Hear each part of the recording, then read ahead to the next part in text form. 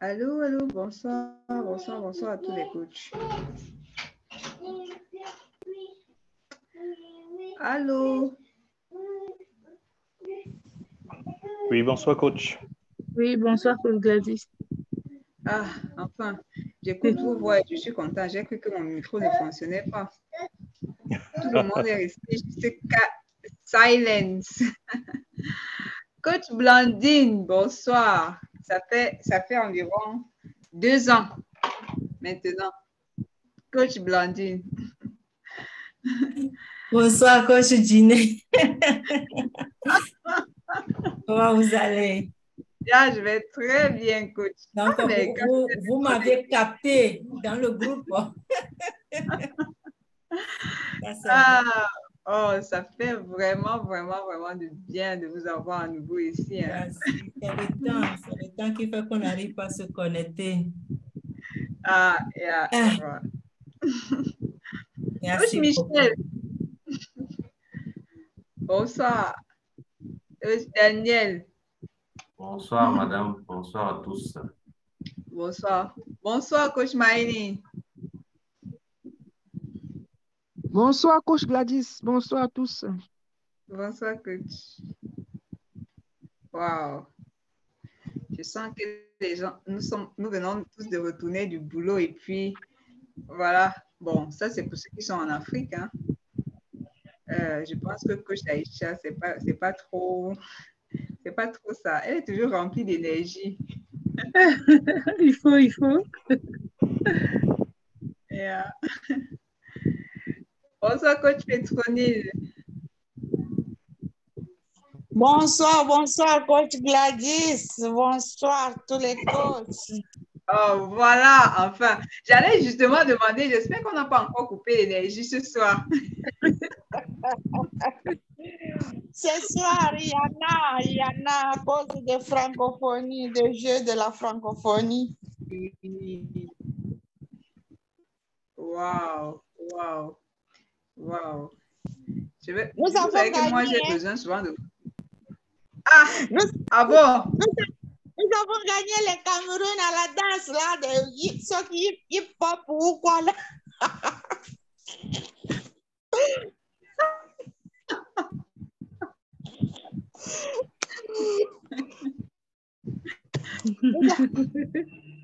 Beaucoup de médailles, nous avons eu beaucoup de médailles. Ah bon? Comment se fait-il que vous avez gagné les Camerounais à la danse? C'est vrai en plus. Ah là là. Oh, c'est la souplesse. La souplesse. Mais je suis contente. Je suis contente. C'est toujours l'Afrique qui gagne. C'est ça, c'est exact. Wow, c'est toujours l'Afrique qui gagne. Ça, c'est magnifique. Ça, c'est magnifique. Félicitations. Félicitations à vous, coach Petronil. Ok, donc les félicitations là, c'est pour tout le monde. C'est toujours l'Afrique qui gagne. Oui. Yeah. Exactement. Wow. Ça, c'est bien ça. C'est magnifique, vraiment. Coach Camara, bonsoir. Bonsoir. Bon après-midi. Bonsoir, tout le coach. Bonsoir. Je sais pas. Bonsoir, coach. Coach Camara, lui, il s'adapte toujours au système qu'on lui propose. Hein. Il ne se dérange pas. Même s'il est midi, là, il va s'adapter à ce qu'on lui propose. Ça, c'est magnifique, coach. OK. Et en attendant que les autres se connectent encore là. Coach Daniel, bonsoir spécial. Bonsoir, coach Petronil. Comment allez-vous? Bonsoir à tous les coachs. Ça va bien et toi? Merci, ça va, je vais bien. Et ta journée? Ah, c'est la journée. Je te vois en lunettes fumées là. Non, hein, c'est pas la journée à Abidjan, il fait nuit aussi. Ah, Oh my God.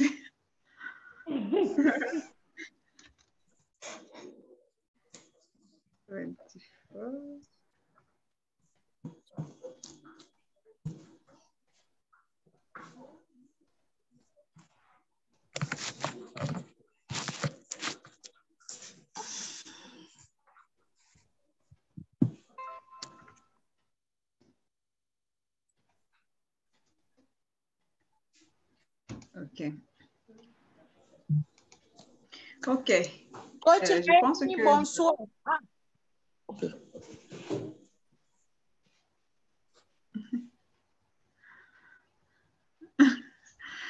Moi, je ne vous ai pas écouté, coach Petronil. Non, je voulais saluer d'une manière spéciale coach Maëni. Et entre-temps, tu as voulu parler, c'est comme ça, je me suis dit.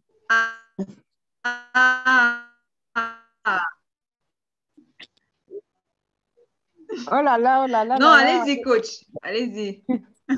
Merci beaucoup. Je suis dans un endroit où je ne peux même pas mettre la vidéo, vraiment. Ouais, ça fait toujours plaisir. Le sourire là, je ne sais pas quand est-ce que je vais avoir vraiment l'astuce pour aussi avoir le sourire comme ça. Mhm. Oh, coach Tu Maëni. souris. Vous savez que Tu souris à ta manière. Bon, En tout cas, merci beaucoup, merci beaucoup. Je vous suis à un endroit où je ne peux pas mettre la vidéo, désolé. Merci beaucoup. Merci beaucoup, apportez coach la bonne... Petronil. Ok, Mais bien, Ça bien. fait plaisir de voir son sourire. Ça fait plaisir, ça fait plaisir. yeah. Et puis, c'est qu'elle fait même... Bruno, bonsoir, bonsoir. Coach Bruno, est-ce que vous nous écoutez? Oui, je suis là, coach. Je suis là. Je suis là, coach. Je vous salue tous. OK. OK. Bonsoir et welcome.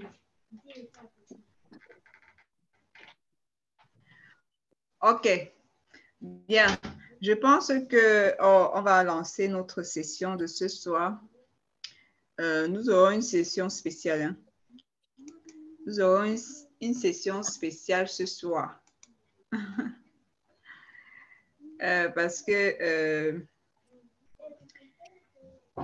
je sais que la semaine passée, c'était une très belle session ici avec le senior coach.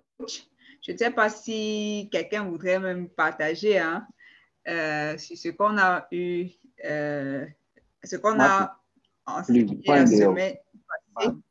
Comme ça nous rafraîchit rapidement avant qu'on entre dans la session d'aujourd'hui. Oui, coach Camara, vous voulez prendre la parole?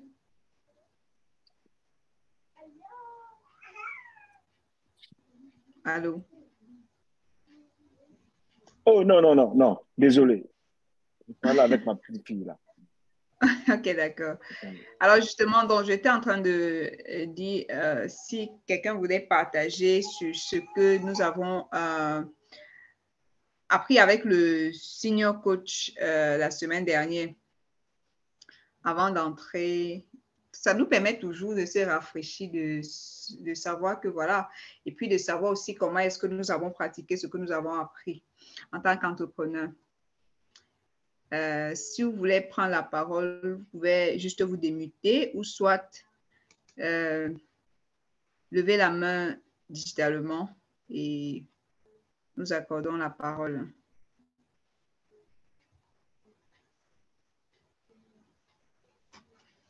Ou alors, chaque personne va juste dire un ou deux mots.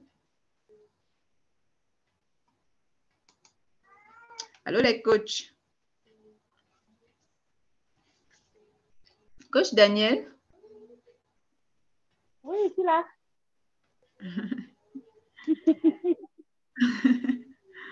Oui, vous ne voulez pas partager un peu? Bon, comme il y a un peu de monde autour de moi, en fait, le Seigneur nous a appris comment est-ce qu'on doit être dans la peau du client. qu'est-ce qui nous motive pour faire des stages, on nous a dit quelles sont les raisons et les raisons pour lesquelles on fait des attaques, on a motivé certaines choses et puis les raisons pour lesquelles on n'a pas accepté.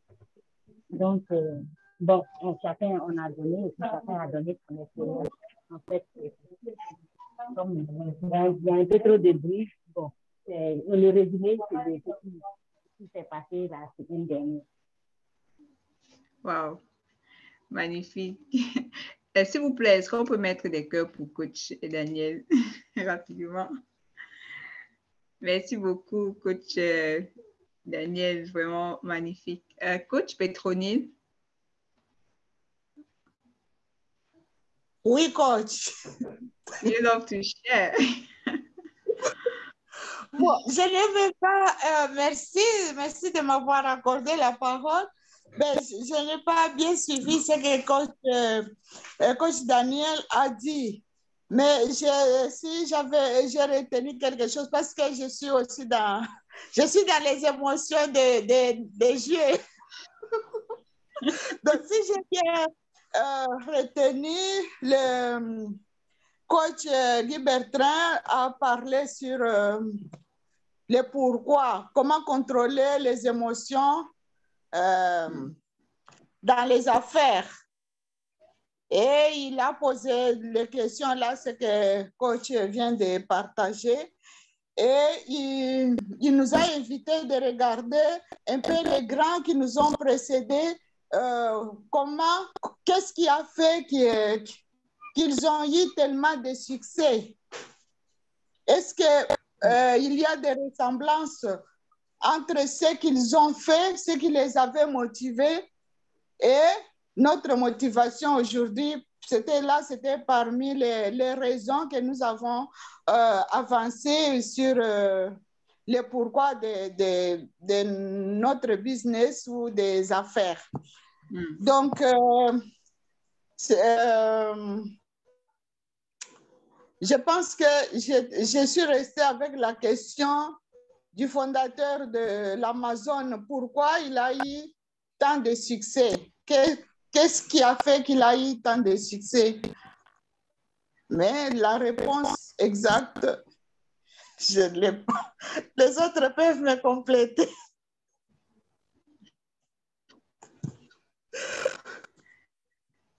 Okay. Je suis dans les émotions, désolée, je suis dans les émotions là. Magnifique. Ok. D'accord, coach. Ok. D'accord. Est-ce que quelqu'un veut bien compléter coach Petronile? Coach Camara? Oui. Would you like to share with us ce que vous avez appris la session dernière ou soit compléter la suite de coach Petronile? Oui, coach. La dernière fois, nous avons parlé en tant qu'entrepreneur comment contrôler nos émotions. Donc, il nous a demandé aussi pourquoi nous sommes là. Donc, il a dit qu'en tant qu'homme d'affaires, nous devons identifier des problèmes et chercher des solutions, résoudre des problèmes. Donc, voilà, en un mot, voilà, nous avons parlé, il faut aussi les hommes qui nous ont précédés. Par exemple, voilà, on a pris les exemples de Jeff Bezos, le fondateur de Walmart.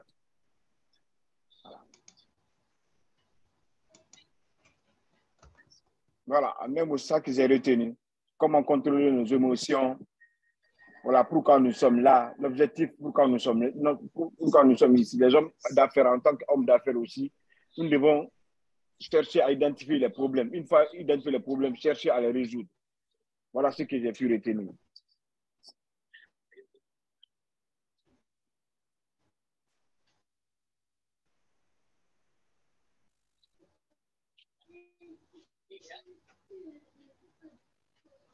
Super, magnifique. Ok, est-ce que quelqu'un d'autre voudrait partager encore? Coach Patrick, je ne sais pas si vous nous entendez. Oui, allô, bonsoir. Bonsoir les coachs, bonsoir à tout le monde. Bonsoir, coach. Oui, donc ce que j'ai retenu la dernière fois, on a commencé par parler de comment gérer, comment contrôler nos émotions pour réussir dans les affaires. Et il a aussi parlé du Big Why. Donc, pourquoi est-ce qu'on choisit de faire des affaires? C'est quoi notre Big Why? Donc, quelles sont les raisons internes, quelles sont les raisons externes, raisons exogènes?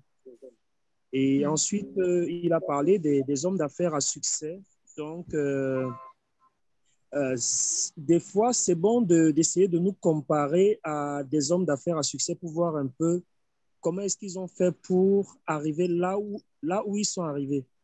Donc, c'est bon de savoir quelles sont les similitudes entre eux et nous. Il y a le côté plein épanouissement. Bon, certains ont dit qu'ils veulent faire par exemple des affaires, c'est pourquoi? C'est pour avoir un plein épanouissement. D'autres ont dit c'est pour résoudre un problème. C'est-à-dire, on trouve d'abord un problème bien précis, on essaie de trouver des solutions. Donc, apporter, n'est-ce pas, tout de suite des solutions à des problèmes. Ensuite, on a parlé de comment maîtriser ses émotions pour être un bon entrepreneur. Et ce que j'ai bien aimé aussi, c'est qu'il a parlé de pourquoi est-ce que les gens achètent un produit? Parce que souvent, les gens achètent, c'est pour éviter la douleur, pour éviter la peine, mais aussi pour se faire du plaisir, donc pour s'offrir du plaisir. Et il a donné un petit exercice où il demandait d'identifier, par exemple, 3 produits qu'on a envie d'acheter et qu'on a achetés. Donc, pourquoi est-ce qu'on a acheté ces produits? 3 produits dont chacun a essayé de trouver des produits. Pourquoi est-ce qu'il a choisi, n'est-ce pas, d'acheter les produits? Qu'est-ce qui les a poussés à acheter les produits? Et donc, y a-t-il une raison d'acheter ou de ne pas acheter un produit? C'était un peu ça l'exercice. Ensuite, on a parlé du côté, l'aspect émotionnel dans les affaires.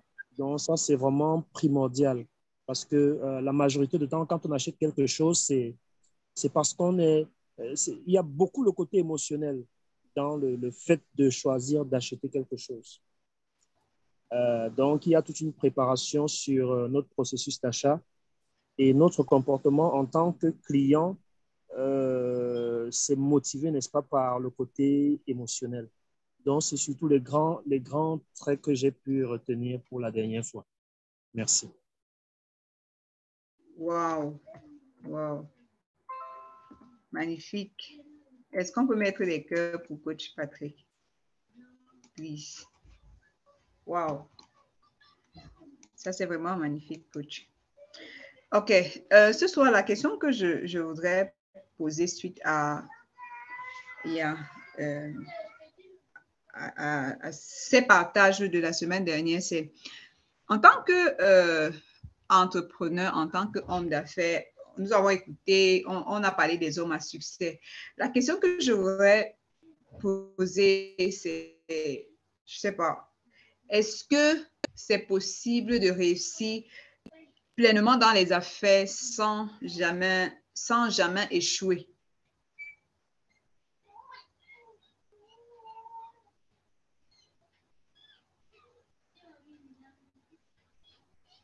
Je peux répondre?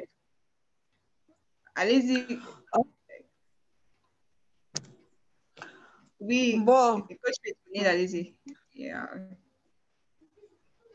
Je pense que ce n'est pas possible de réussir sans jamais échouer. Non, ce n'est pas possible. On doit toujours échouer quelque part, même si l'échec est minime, mais quelque part, on va toujours être bloqué ou quoi. Parce que l'échec est vraiment inhérent à chaque succès. Et l'échec nous stimule, nous apprend à faire autrement, à nous améliorer. Donc, il n'y a pas de réussite sans échec pour dire que moi, j'ai toujours excellé, sans un brin d'échec. D'après mon expérience, ça n'existe pas. Merci. Okay. Ok, coach Petronil, il n'y a pas de réussite sans échec. C'est ce que je retiens avec vous. Allez-y, coach Daniel.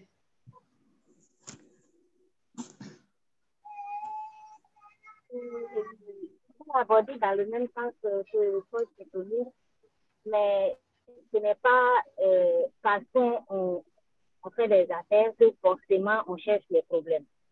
En fait, c'est juste que tant qu'on n'a pas essayé, on ne peut pas savoir si c'est bon ou si ce n'est pas bon. Donc, on est obligé de se jeter à l'eau.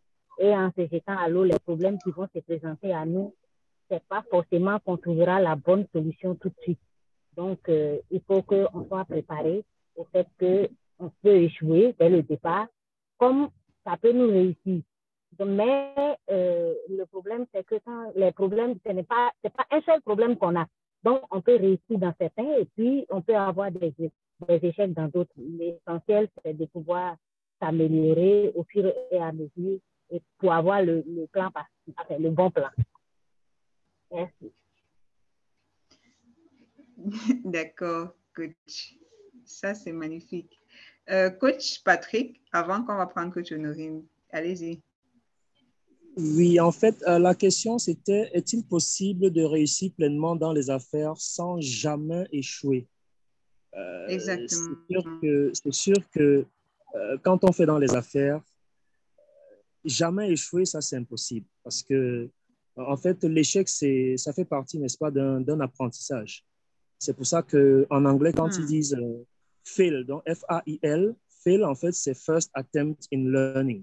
Donc, on est toujours dans un processus d'apprentissage et on doit toujours, n'est-ce pas, essayer d'apprendre de nos échecs. Donc, l'échec, en fait, ça fait partie, n'est-ce pas, du processus d'apprentissage pour finalement réussir dans les affaires. Donc, sans jamais échouer, non, ce n'est pas possible. Donc, c'est un peu ce que j'ai à dire. Merci.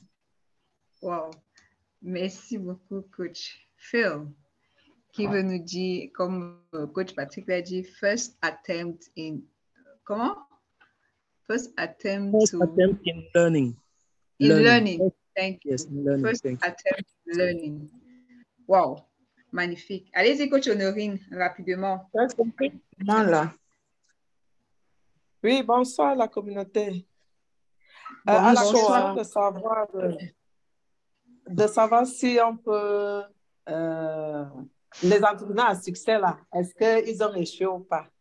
Vraiment, je trouve que aucun entrepreneur à succès n'a jamais réussi sans échouer, mais on nous fait souvent croire que comme ils sont des entrepreneurs à succès, tout leur a réussi. Parce que la partie de l'histoire qu'on nous montre souvent, c'est juste le succès, mais on ne nous liste pas l'ensemble des échecs qu'ils ont dû surmonter pour qu'ils arrivent enfin à ce niveau-là. Donc, si je prends mon cas, je dis tellement, je me suis tellement renversée des fois, que ce soit au niveau du management, que ce soit au niveau de la qualité du produit, c'est-à-dire le process même. Vraiment, il y a les jours où on est fatigué, découragé, on est convaincu que cette fois-ci, c'est la fin. Mais un sursaut d'orgueil dit que non, vous ne pouvez pas encore laisser continuer. Et ce n'est que comme ça qu'on se retrouve justement alors. Pendant ce temps, les autres qui vous observent, ils estiment qu'ils sont petits là.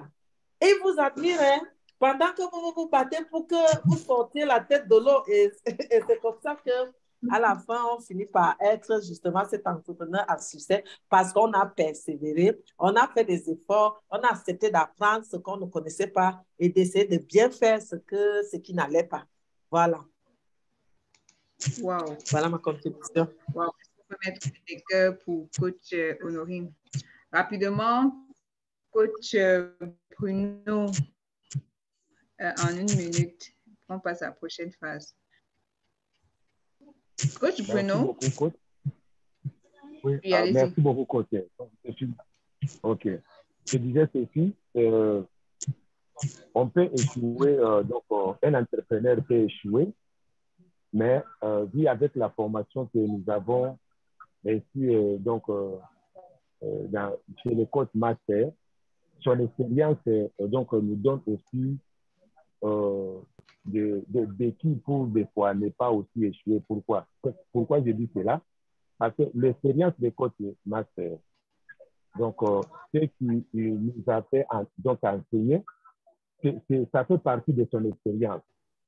Maintenant, l'erreur que donc, nous avions voulu faire, nous n'allons plus faire autrement. Parce que des fois, un entrepreneur peut échouer parce qu'il n'a pas donc vraiment un modèle qui peut commencer donc vraiment à lui accompagner. Parce que l'expérience de Master Coach ne va pas été beaucoup de choses, comment il avait travaillé. Donc, j'ai écouté Master Coach à plusieurs reprises de parler de son expérience. Il avait étudié au moins 30 fois ou 20 fois comme ça, mais ce qu'il est devenu aujourd'hui, c'est par rapport à son expérience, des essais qu'il a racontés dans son parcours. Alors, donc c'est vraiment ces essais maintenant nous donnent comme étant des matières pour que nous aussi, nous puissions suivre, et bien que les essais seront là, mais ça ne sera pas vraiment les essais. Parce que les essais est donc vraiment persiste lorsqu'une personne n'a pas un modèle de l'accompagnement. Or, dans iLead, donc dans cette école, donc vraiment, nous avons maintenant un atout à partir de Coach Master. Il nous montre comment faire les affaires autrement. C'est-à-dire, si des fois, je voulais faire les affaires, donc vraiment comme étant un débutant, mais je ne vais plus faire les affaires comme étant un débutant parce que j'ai déjà un modèle qui est Master Coach par rapport avec le support qu'il nous donne. Voilà ma contribution. Merci beaucoup, Coach Bruno. C'est ça aussi le business. Je pense que lorsque nous avons quelqu'un qui partage avec nous comme ça pleinement son expérience, comme nous avons à l'école des affaires justement, le master coach qui nous guide pas à pas comment ne même pas tomber dans certains échecs que beaucoup d'autres entrepreneurs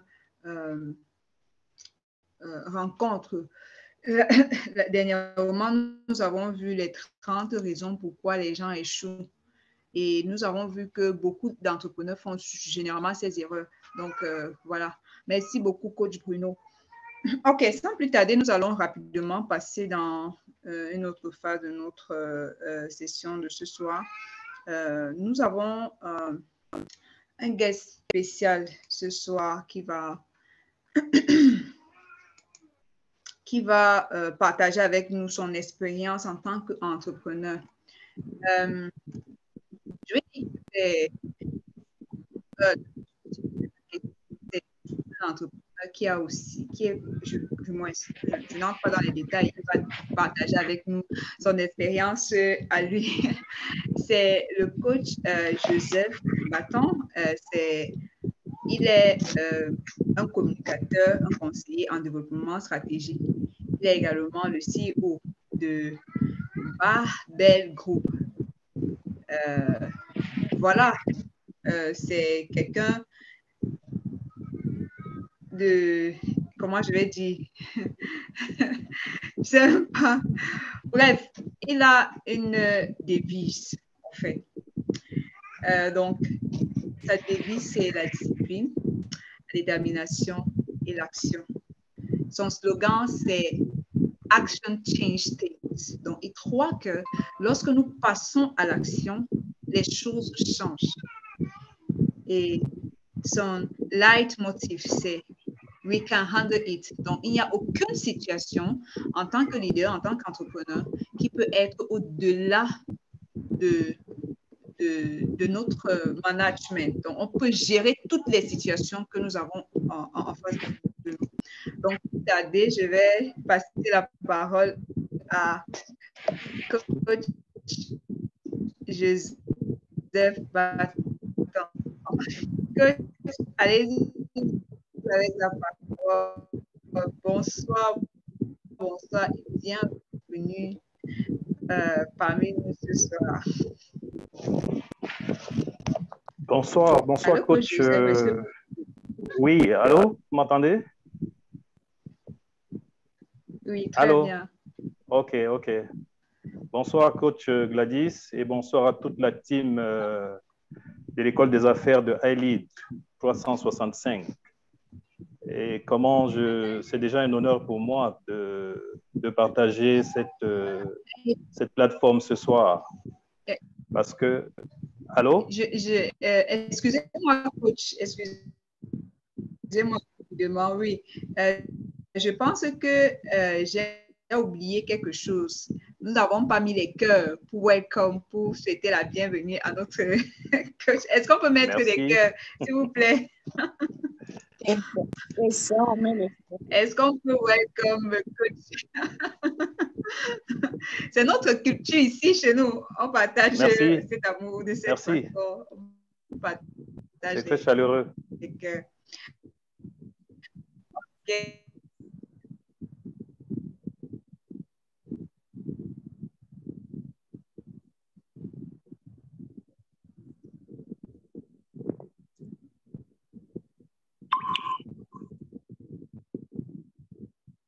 Oui, allô? Vous m'entendez? Merci pour les cœurs. Allô? Oui, allô?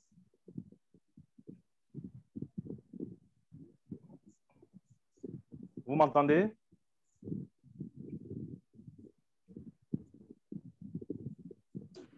Oui, oui. Allô? OK. D'accord, je disais tantôt bonsoir à tout le monde. Bonsoir à la grande famille iLead, École des affaires 365.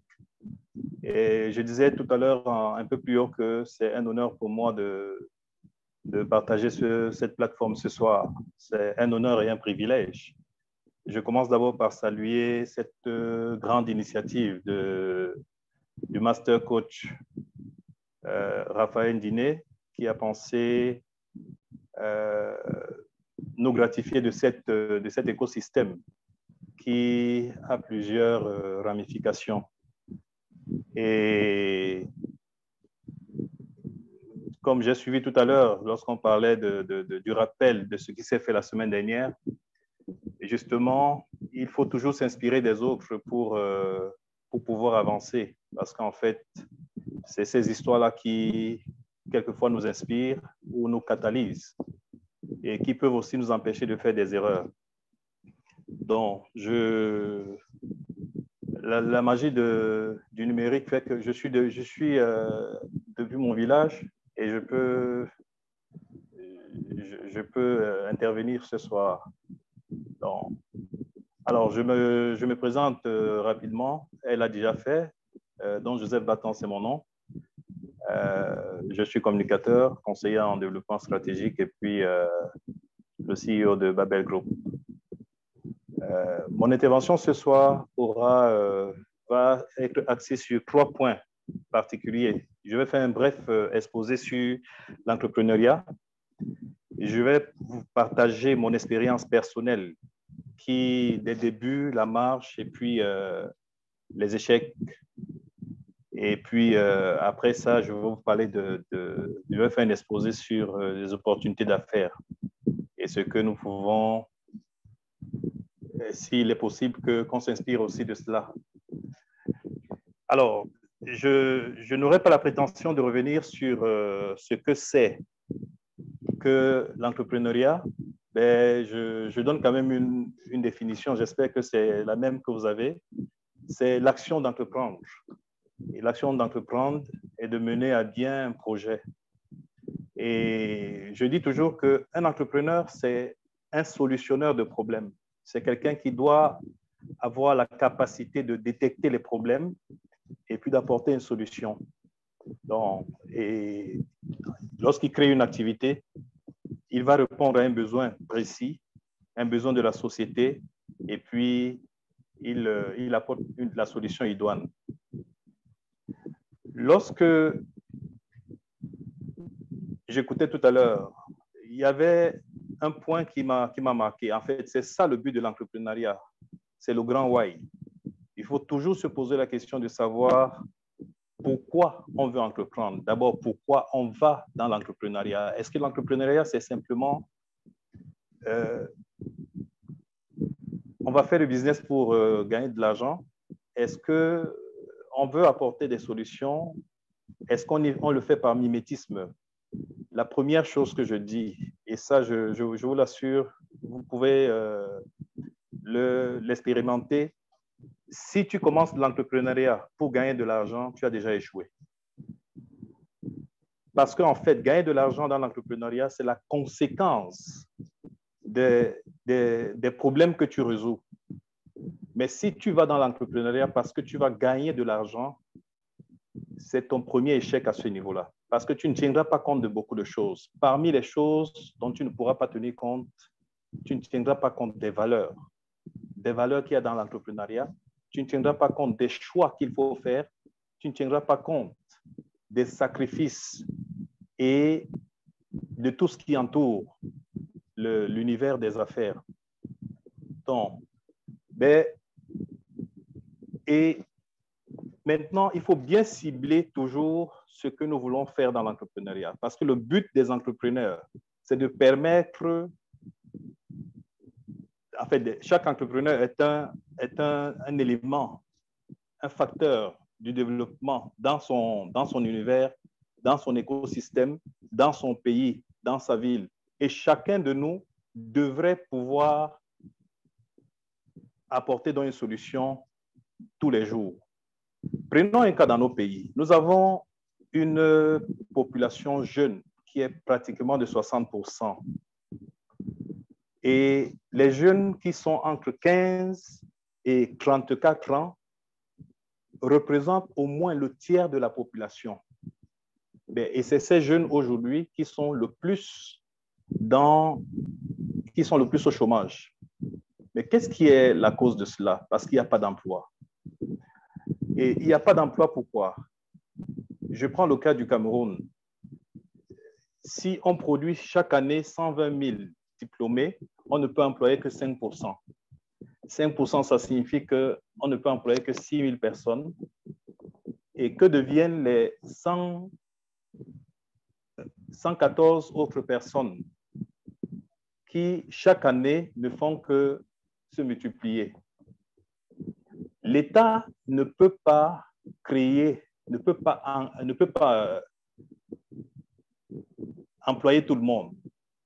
Il est donc question ici que les gens cessent de regarder l'État comme le pourvoyeur d'emploi, que les gens cessent de continuer à attendre qu'ils vont être employés. Il faut qu'ils se déploient. Et aujourd'hui, l'administration est tellement saturée et nous voyons ce qui se passe même dans le secteur informel. La fragilité, la précarité que les emplois ont créés ne nous permettent pas d'avoir une vie décente. Et ceci a son implication à tous les niveaux. C'est la société qui est en débandade, c'est l'exode rural qui est galopante, c'est les agressions, l'insécurité, parce que quand les gens se retrouvent à un certain niveau, ils sont concentrés peut-être dans les grandes villes et qu'il n'y a pas d'opportunité, eh bien, ça devient une véritable jungle. Il faut que les gens commencent à trouver comment survivre. Donc, le but pour les entrepreneurs, c'est de permettre aux jeunes qui tous rêvent d'avoir un matricule dans la fonction publique, qui tous rêvent de faire des concours pour arriver à l'ENAM, pour ce qui est le cas du Cameroun, à l'école de magistrature, à la police, à l'armée et tout le reste. Mais je vous assure que si tu veux être pauvre, il faut rester dans le salariat. Parce que le salariat, c'est le chemin qui nous mène droit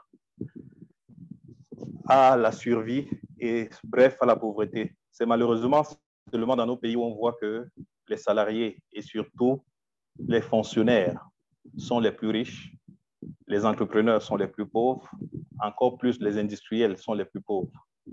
Donc, notre rôle en tant qu'entrepreneur, c'est celui de montrer à ces jeunes qu'il y a une démarche, que l'entrepreneuriat, c'est une démarche volontaire. Ce n'est plus seulement un moyen de survivre, mais une démarche volontaire et viable pour des lendemains meilleurs. Et malheureusement, même les systèmes scolaires, le système académique ne nous permettent pas d'arriver à produire de véritables champions de demain. Voyez-vous, on est dans un pays, je parle du cas du Cameroun, et essayons de regarder dans tous les autres pays. On est dans un pays où on ne fait que former des généralistes. Pendant qu'on parle de l'émergence en 2035. 2035, nous sommes en 2025, c'est dans 12 ans. C'est possible de l'atteindre. Mais on l'atteint comment? S'il n'y a pas un véritable programme directeur pour arriver à l'émergence. Et l'émergence n'est possible qu'avec l'entrepreneuriat. Mais je vais aller plus loin. C'est possible avec l'import-substitution. Et on ne peut pas parler d'import-substitution lorsque nous sommes encore aujourd'hui en train de former. J'ai essayé d'aller chercher les statistiques. À l'université, par exemple, de Soa, il y a 40 000 étudiants cette année qui font droit et sciences économiques. Il y a 25 000 étudiants à Yaoundé 1 qui font les sciences humaines, c'est-à-dire qu'anthropologie, histoire, géographie, lettres et tout le reste. Mais où est-ce qu'on amène? Je parle seulement de 2 universités. Lorsqu'on a 40 000 étudiants dans une université pour former davantage des juristes, que vont faire ces juristes demain? Les concours ne sont même pas déjà à la disposition de tout le monde. Et nous allons voir plus tard que l'argent que beaucoup de gens mettent dans les concours, 5 millions par-ci, 7 millions par-là, représente déjà un capital pour un investissement quelconque. Donc, si nous ne changeons pas de paradigme et que nous, on ne prend pas les choses en main, on ne prend pas le taureau par les cornes, eh bien, on a l'obligation d'assurer l'avenir de nos enfants. Et moi, je dis toujours, un bon entrepreneur doit se poser une question, et c'est celle que je me pose tous les jours, c'est celle que je me pose chaque matin que je me lève et chaque soir quand je vais dormir, c'est la question de savoir qu'est-ce que je vais laisser à la postérité. Et quand je me suis posé cette question, je reviens et je commence à chercher les solutions. J'ai envie de vous dire que chaque fois que tu es confronté à un problème dans la société, ça veut dire que la solution est en toi. Chaque fois qu'un problème te dérange sérieusement dans un environnement où tu te trouves, que le problème devient pressant au-dedans de toi et te met mal à l'aise, ça veut dire que tu as la solution au-dedans de toi. Quelqu'un va me poser la question, mais comment savoir qu'on a la solution au-dedans de soi? Écoutez, nous sommes... en fait, vous allez permettre, hein, de temps en temps, je vais certainement m'appuyer sur la Bible, non pas forcément comme un livre religieux, mais comme un livre historique. Et elle m'inspire beaucoup. Et la Bible nous dit, la nature ne vous enseigne-t-elle pas? Nous avons cette capacité de voir que dans la nature, il y a par exemple un poisson. Le poisson a des ailes, des nageoires. Le poisson ne va jamais dans une école de natation pour nager. Le poisson a le potentiel en lui. Il peut nager.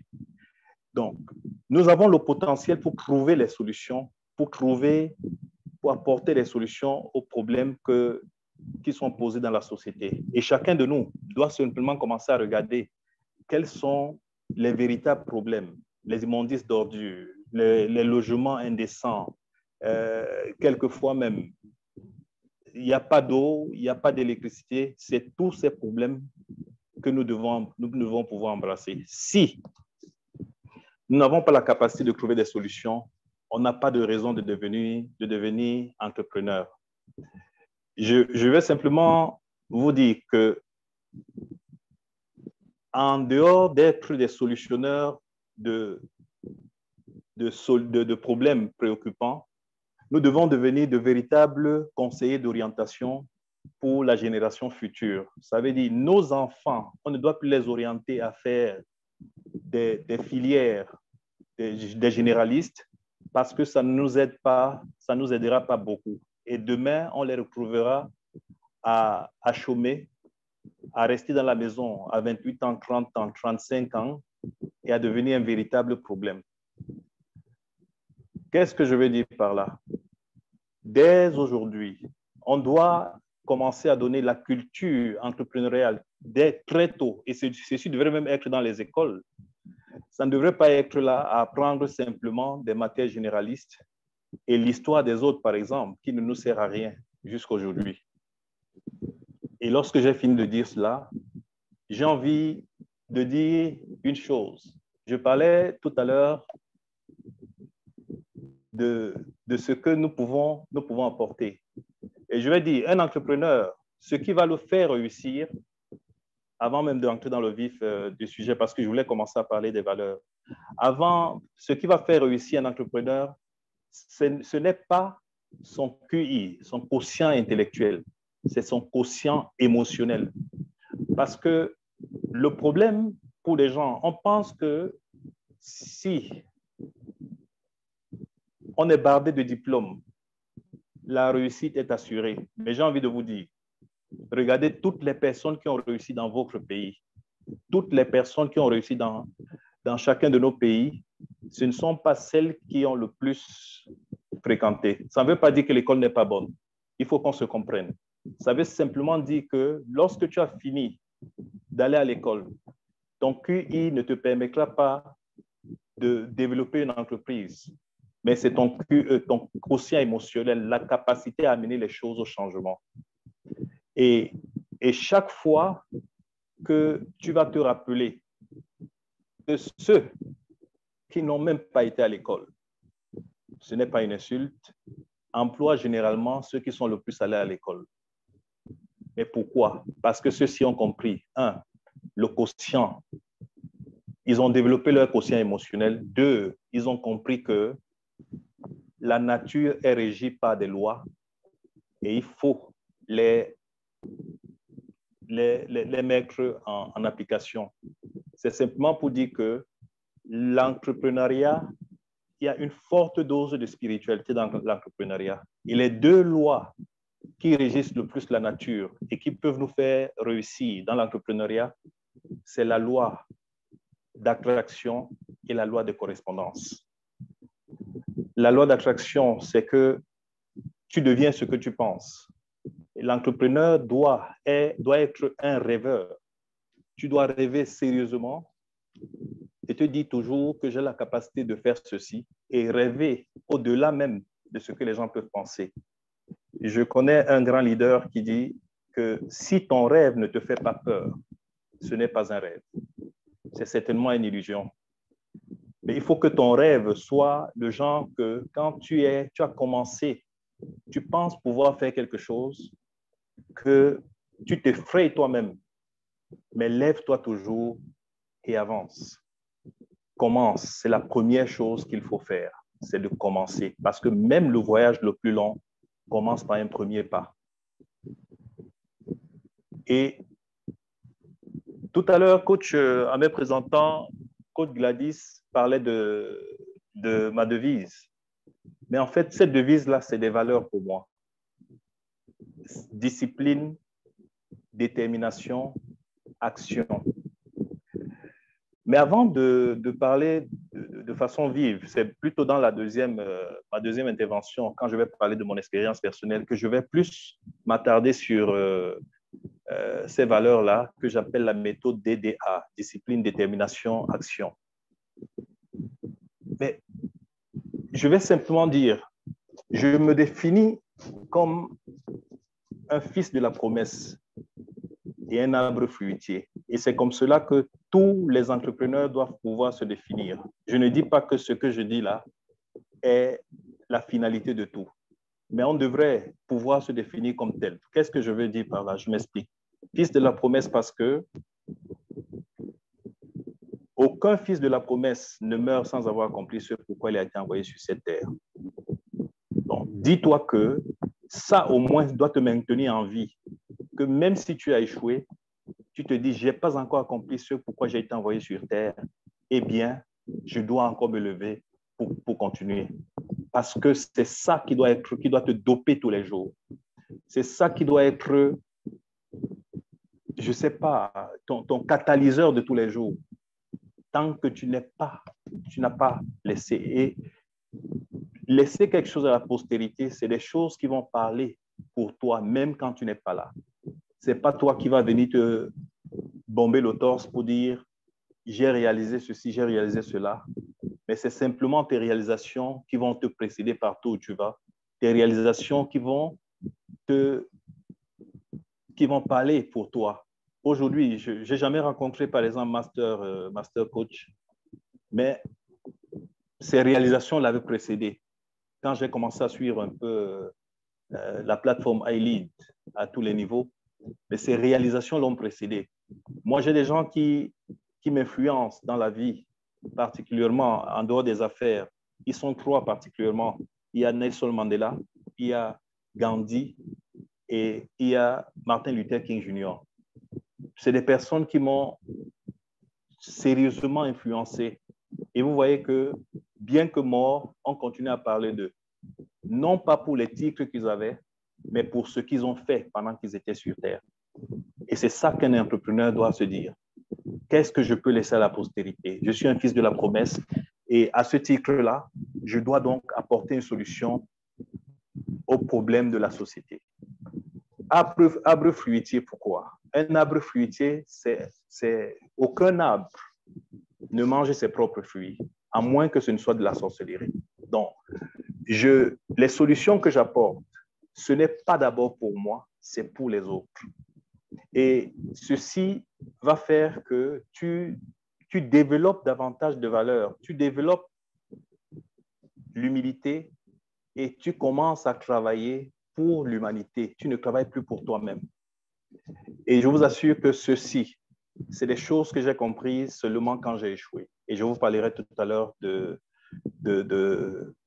mon histoire personnelle, de mon expérience personnelle, pour que vous compreniez très bien ce que je suis en train de dire. Donc, les valeurs sont donc quelque chose de particulièrement important dans l'entrepreneuriat. Parce que quand on n'a pas de valeurs, on est forcément un escroc. Parce qu'un entrepreneur, c'est un leader. Et quand je dis qu'on n'a pas de valeur, si tu n'es pas leader, tu deviens un dealer. Et il y a beaucoup de dealers dans l'entrepreneuriat. Il y a beaucoup de dealers dans le monde des affaires, dans le monde des affaires, ce qui fait qu'aujourd'hui, on a souvent l'impression que personne ne peut réussir dans le monde des affaires s'il est malhonnête. Non, c'est parce que c'est les dealers qui ont amené cela. Mais un leader nous montre des valeurs de l'honnêteté, les valeurs de loyauté, les valeurs comment je dis cela, de l'accompagnement, mais surtout en se disant que je ne suis pas un martyr pour les autres, je dois apporter une solution, je dois tirer les gens vers le haut, parce qu'un véritable leader ne forme pas des suiveurs, mais forme d'autres leaders. J'ai entendu beaucoup de choses tout à l'heure. Moi, la question que coach Gladys a posée tout à l'heure, est-ce qu'on peut réussir sans échec? Non, on ne peut pas réussir sans échec. Malheureusement, l'échec, on ne l'apprend pas à l'école. L'échec, nous l'apprenons dans l'école de la vie. Parce qu'il n'y a nulle part, il n'y a pas une UV à l'école, on te dit que ici, là, c'est l'échec. Mais c'est au fur et à mesure, parce qu'à l'école, on te montre seulement comment tu vas réussir. Il y a tellement d'hypothèses d'école que quand tu es dans la vie courante, tu réalises qu'il n'y a que 20% ou 30% de ce que tu as appris que tu dois appliquer. Ça, c'est d'un. Deux, 80% des gens qui travaillent aujourd'hui ne travaillent pas avec ce qu'ils ont appris à l'école. Bon, quand je dis travailler, ceux qui ont un emploi, parce qu'il faut bien faire un distinguo entre un emploi et un travail. L'entrepreneur, pour qu'il soit un entrepreneur à succès, doit faire des sacrifices. Le premier sacrifice à faire, c'est l'ego. Il faut tuer son ego, il faut tuer son moi. Il faut tuer qui tu es. Quand je dis qui tu es, ça dit qu'en fait, ton orgueil ne t'amènera nulle part. Et qu'est-ce qui nous tue souvent, généralement?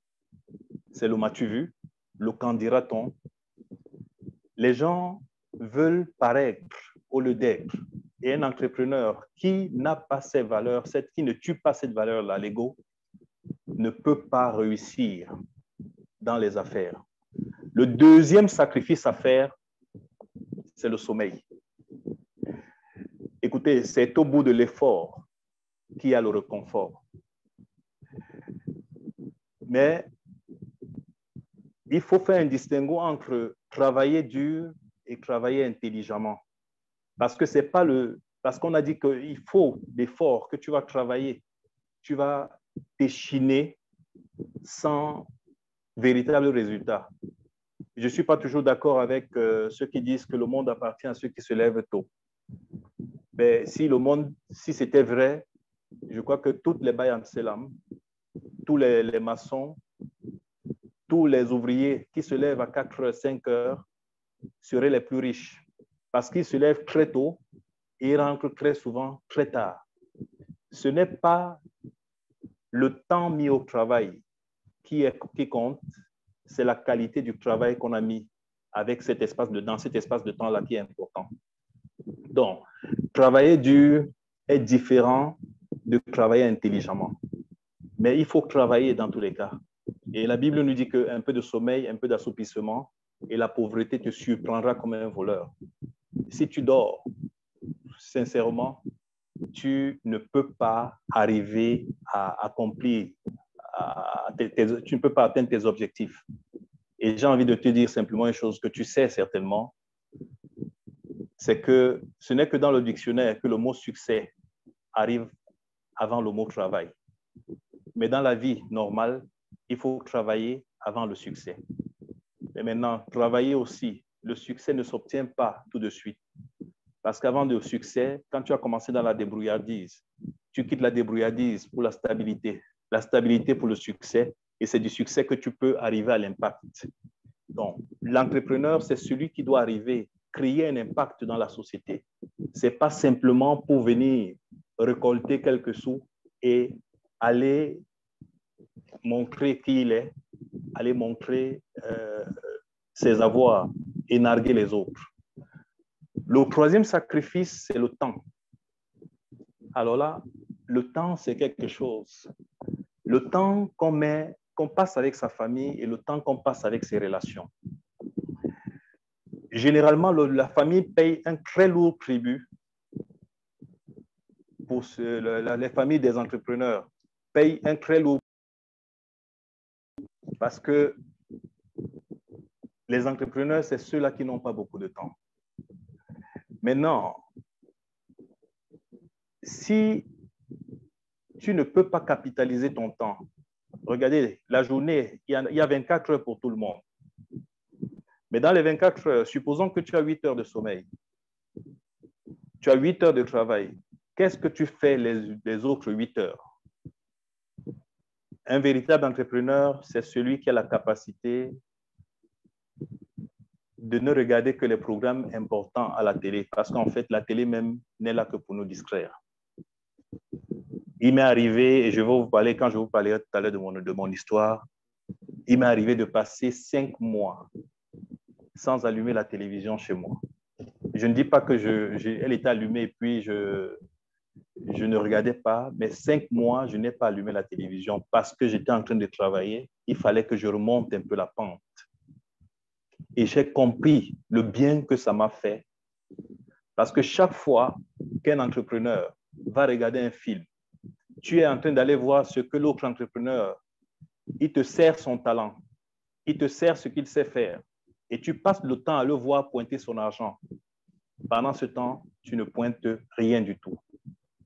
Capitalise ton temps, vois à quoi il peut servir. Les 24 heures, elles sont là pour tout le monde. Mais c'est ceux qui capitalisent le mieux leur temps qui ont du succès. L'autre chose, c'est les relations. C'est aussi quelque chose. Hein? Écoute, on dit souvent, dis-moi qui tu hantes, je te dirai qui tu es. Alors là, j'ai simplement envie de te dire que tu es la somme des 5 personnes que tu fréquentes le plus. C'est-à-dire que si tu fréquentes 5 personnes, tu es la 6e qui sera comme elle. Ça veut dire, on ne peut pas, si tu veux être un véritable entrepreneur à succès, tu cesses de fréquenter les losers. Tu cesses de fréquenter les gens qui te tirent vers le bas. Tu cesses de fréquenter les gens qui ne t'apportent pas une plus-value dans tout ce que tu as à faire au quotidien. Des gens qui ne peuvent pas t'inspirer. Parce que ces gens-là vont t'amener au 4e sacrifice dont je parle ici, les divertissements. Quelle qualité de divertissement as-tu? Je ne dis pas qu'il ne faut pas se divertir, parce qu'en fait, se divertir nous permet même aussi de recharger nos batteries. Mais se divertir, comment? Est-ce que se divertir pour se divertir ou bien se divertir pour recharger, pour apprendre même? Mais maintenant, lorsque j'ai parlé des sacrifices, je vais te parler de ce qu'il faut faire en tant qu'entrepreneur. Pardon. La première chose que tu dois faire, c'est de te former continuellement. Autant pour un entrepreneur que pour un leader, si tu cesses de te former, tu cesses d'être entrepreneur, tu cesses d'être leader. Un entrepreneur est celui, même quand il ne connaît pas un domaine où il veut investir, il doit au moins s'informer. Et aujourd'hui, nous avons des formations à tous les niveaux. Et personne ne peut dire qu'il ne peut recevoir une formation. On les a sur YouTube, on les a sur Google, on les a partout. Il y a des gens qui organisent des masterclass constamment pour donner l'essentiel de ce qu'il faut. Je ne peux pas aller vouloir investir dans un domaine et que je n'aille même pas explorer le domaine d'une manière ou d'une autre. C'est comme si tu vas aller dans un pays et tu ne fais aucun effort de faire des recherches pour voir quel est le pays où tu vas, quelles sont leurs habitudes alimentaires, comment on s'habille là-bas, quel est le temps qu'il fait, et ainsi de suite. Donc, un entrepreneur est un voyageur, mais d'abord un voyageur dans l'esprit. Il arrive d'abord à voyager avant même d'y poser les pieds. Il voyage par son esprit. Donc, la première chose à faire, c'est de se former. La deuxième chose qui est la plus importante à mon avis, c'est de savoir être au bon endroit au bon moment. Pourquoi au bon endroit au bon moment? Au bon endroit au bon moment parce que l'une des matières premières de l'entrepreneuriat, c'est l'information. Et il y a des endroits où il faut être pour avoir certaines informations. Ça veut dire que même à la télévision, si tu es à la télévision, que c'est l'endroit que tu as choisi, tu dois pouvoir être là parce que tu recherches un élément précis. Lorsque tu vas sur Internet, tu recherches un élément précis. Être au bon endroit au bon moment. Parce que aussi, si tu veux investir dans le domaine de l'aéronautique, dans le domaine du transport interurbain, ce n'est pas dans le bar du quartier que tu pourras arriver à faire ton business. Je vais aller assez rapidement parce que nous n'avons plus assez de temps. Donc, j'étais de ceux qui pensaient que voyager, par exemple, en première classe, c'était un gâchis.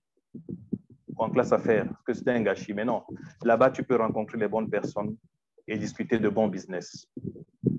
Maintenant, il faut célébrer les gens qui ont fait les success stories, qui ont les success stories pour grandir soi-même. Je vais donc rapidement vous parler de mon histoire personnelle. J'ai commencé le business quand j'avais 22 ans. J'étais encore à l'école et j'observais autour de moi. J'ai commencé par vendre le poisson. Et la vente du poisson m'a été inspirée de quoi? C'est que je regardais autour de moi les étudiantes qui étaient là. Il y avait 3 catégories. Celles qui étaient des familles modestes.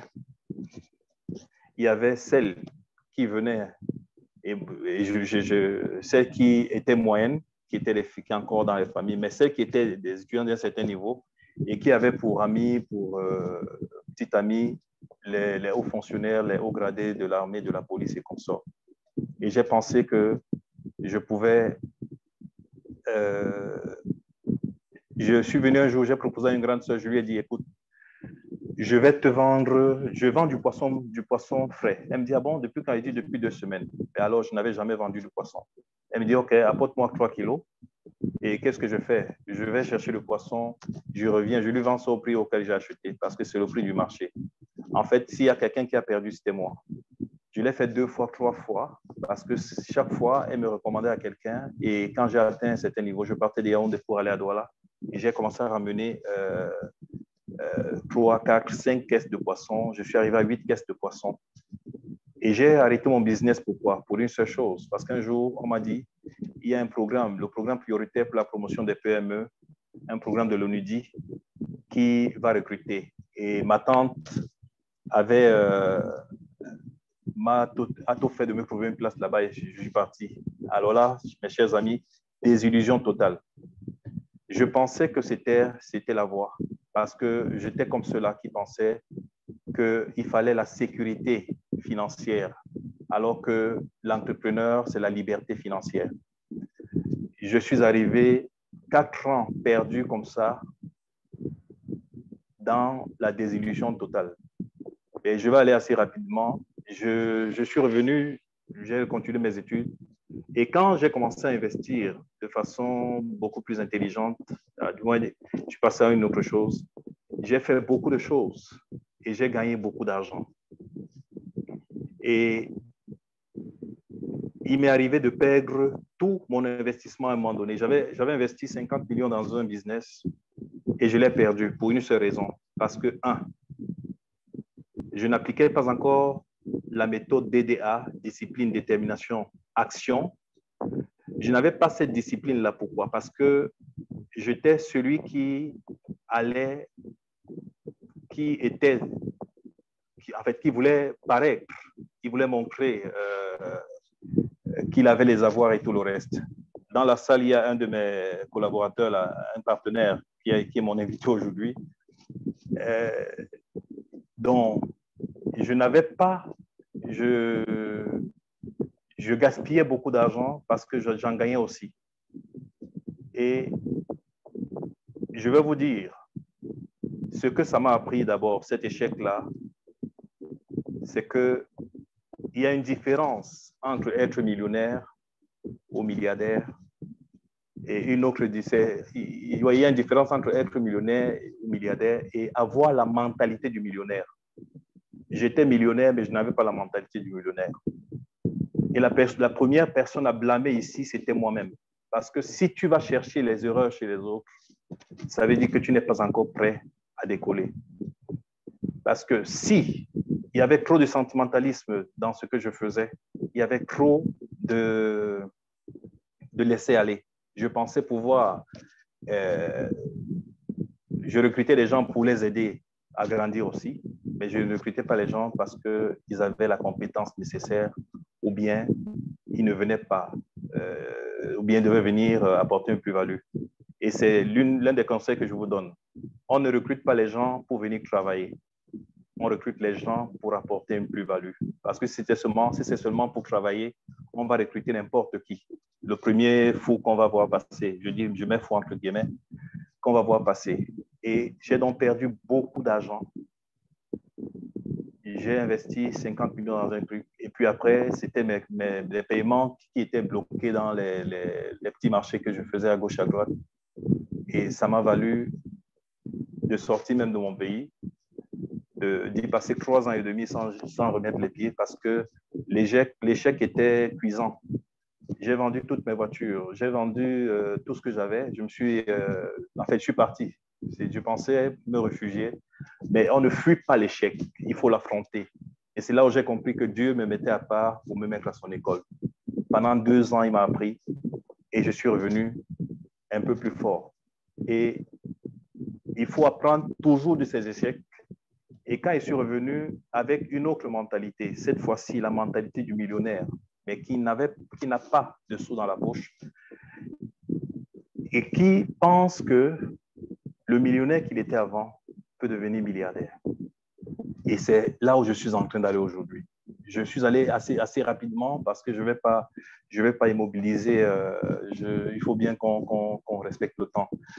Et je suis allé très rapidement. C'est là où je suis aujourd'hui, où j'ai commencé à regarder beaucoup plus l'environnement. Partout où je me retrouvais, j'ai commencé à regarder qu'est-ce que je peux apporter comme solution. Je ne pense plus que Et parmi les solutions, je vais rapidement vous partager un business sur lequel je suis en train de travailler et qui est une bonne opportunité d'affaires. C'est le fret, la bourse de fret.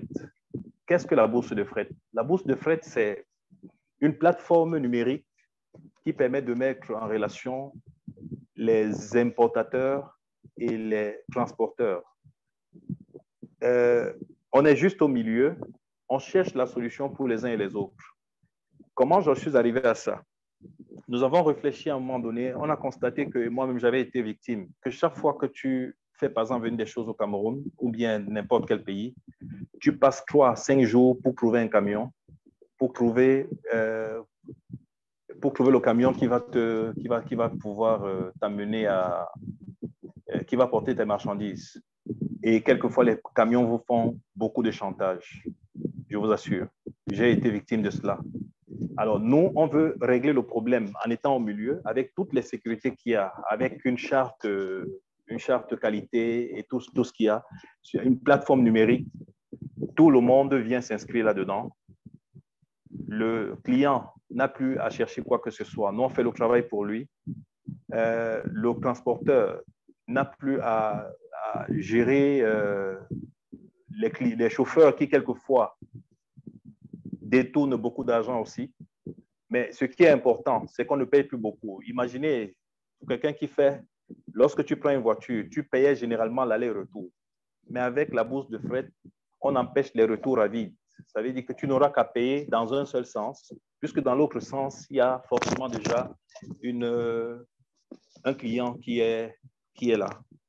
Donc, et la plateforme, elle est en train d'être mise sur pied et elle est ouverte. Ici, nous avons déjà quelques personnes auxquelles j'ai pensé. J'avais parlé de cela à certaines personnes qui ont trouvé que c'était intéressant. Alors, nous avons pratiquement, avant que la plateforme ne soit lancée, il y a 300 camions qui sont à la disposition. Et ce n'est pas seulement des camions, parce que c'est également les engins lourds. C'est tout ce que tu veux en termes de transport au Cameroun et dans la sous-région. On va essayer d'élargir cela. C'est un problème que nous sommes en train de résoudre. Et tout le monde, surtout les propriétaires des camions, trouvent que c'est une aubaine pour eux. Ils n'auront plus à faire la queue derrière leur chauffeur. Donc, je vais m'arrêter là pour le moment. La seule chose que je veux te dire, c'est que la création tout entière attend ta manifestation. Merci pour votre attention.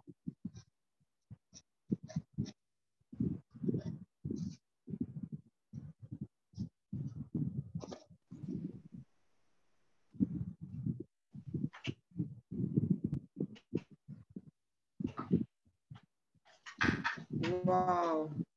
Wow, wow, wow, wow. Est-ce que vous pouvez vous démuter et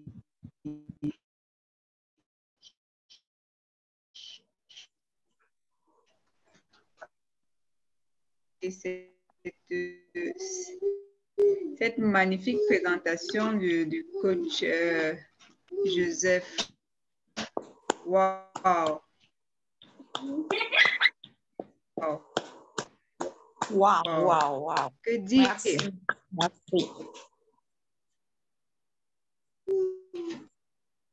Merci. Je suis sûre que après cette présentation,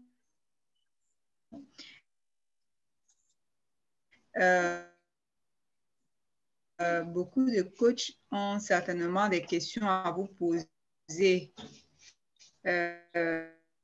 Compte tenu du temps, justement, j'aimerais juste qu'on passe à cette phase-là. Si vous avez des questions, est-ce que vous pouvez lever la main digitalement?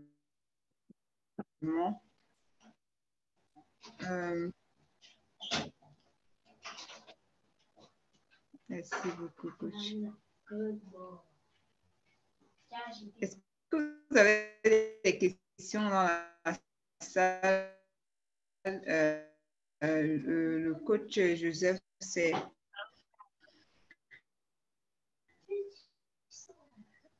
j'ai envie de dire ce qu'il vient de partager avec nous.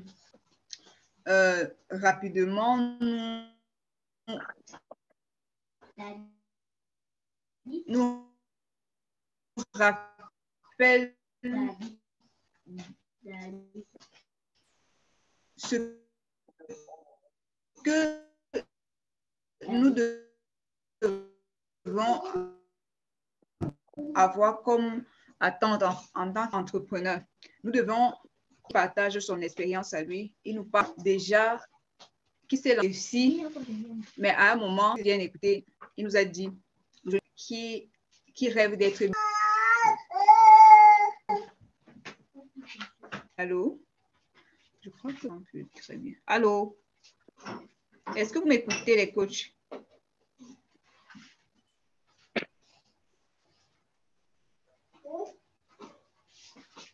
Allô? Oui, coach Gladys, Oui. on entend bien. Ah, ok, d'accord. Merci beaucoup. Je ne sais pas si vous m'avez écouté depuis ou bien c'est juste maintenant que vous m'écoutez parce que depuis, je demande si on m'écoute là.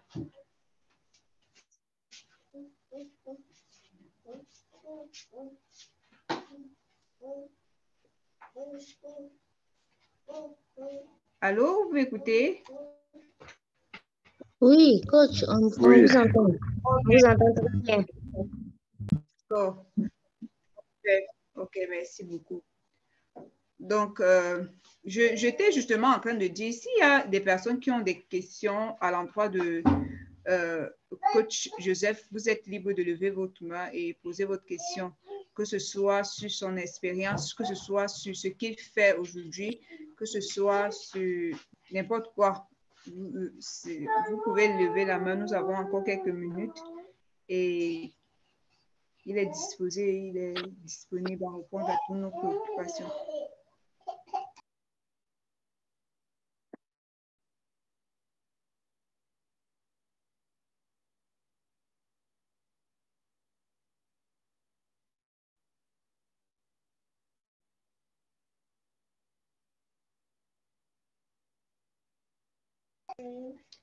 Allez-y, coach Camara. Allez-y, vous avez la parole.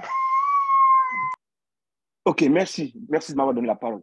Et grand merci au coach qui vient de nous partager son expérience. Voilà, je n'ai pas compris le projet, là, le mécanisme du transport. Là. Si vous pouvez vraiment reprendre, je n'ai pas bien saisi. Merci.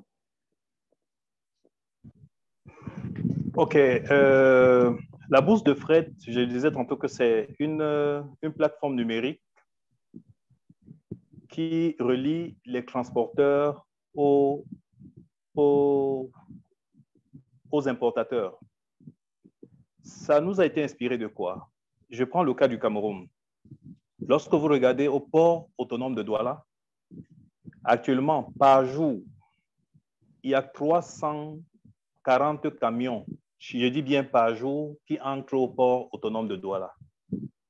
Au port autonome de Kribi, chaque jour, qui est seulement à la phase 1, il y a 200 camions qui entrent chaque jour. D'ici la fin de l'année, parce que la phase 2 sera finie, on pourra enregistrer 500 camions qui entrent tous les jours au port autonome de Kribi. Alors, la plateforme permet donc maintenant que même si un importateur, celui qui fait venir sa marchandise, peut déjà contacter cette plateforme pour qu'on lui trouve un camion approprié aux marchandises qu'il a. Et lorsque il arrive, nous, on contacte le chauffeur nécessaire, on discute le prix pour lui, pour le client, et puis on les met ensemble. Et j'ai simplement envie de vous dire que aucune transaction ne se fera sans contrat de transport. Et tous ceux qui viennent là, tous les chauffeurs, tous les camions que nous aurons dans cette plateforme sont des camions qui sont assurés, en fait, qui sont OK. Ça veut dire qu'en transportant ta marchandise, tu es sûr que le camion est assuré et tous les camions seront géolocalisés.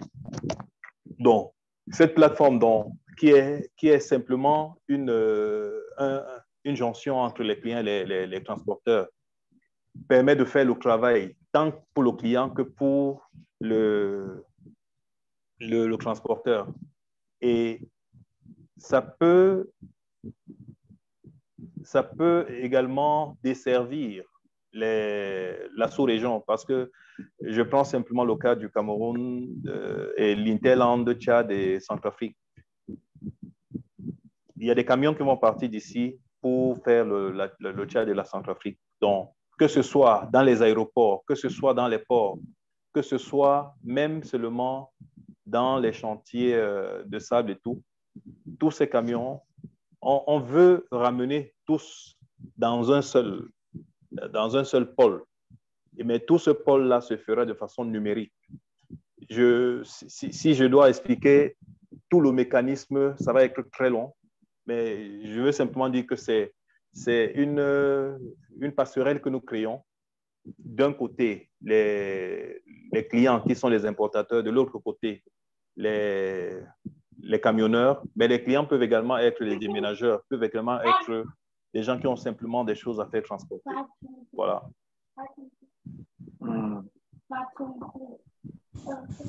Merci beaucoup. Je vous en prie.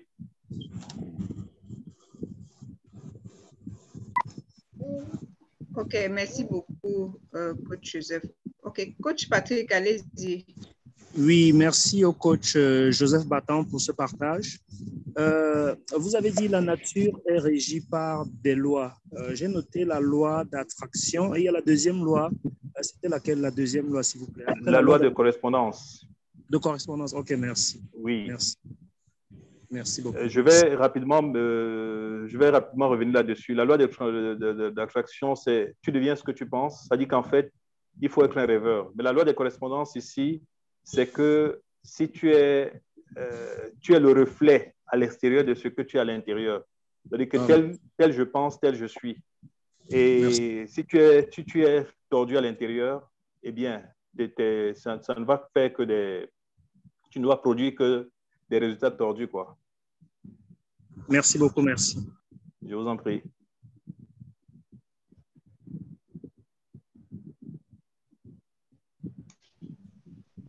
OK.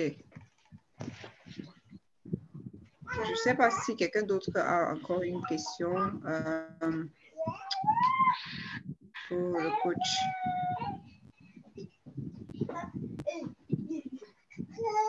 Je ne sais pas si vous me permettez. Ah, OK. Oui, allez-y, coach Camara. Allez-y. Juste par rapport au projet, quel doit être l'apport des souscripteurs? Bien, le projet en lui-même, sincèrement, c'est un projet qui va faire moins de 10 millions. En fait, disons qu'il est autour de 10 millions. Et la plateforme qui est en fait en train d'être faite, la plateforme seule coûte dans les 4,5 millions parce que c'est elle qui est réellement c'est une plateforme numérique. Oui. Et j'ai pensé qu'on va laisser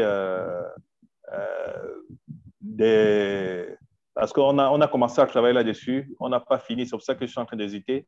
Mais je me disais, on va laisser des parts. On va vraiment laisser, à partir de 500 000, ceux qui pensent pouvoir se rallier dans le projet, eh bien, c'est bien parti.